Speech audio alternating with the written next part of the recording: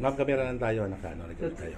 Para So matanda. it means you have now already 3 offices, ma'am, Ano of po? Madam Madaw po. Madaw. Opo.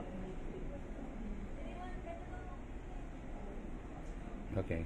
So, how about sa mga drugs dependent, ma'am?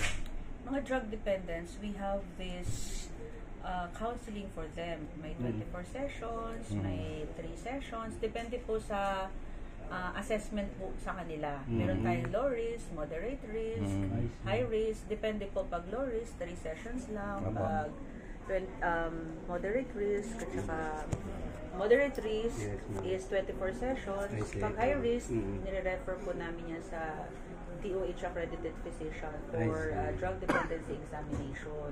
Tapos from there, meron kung anong findings ni Doc, depende po yun, meron po tayong for another 24 sessions din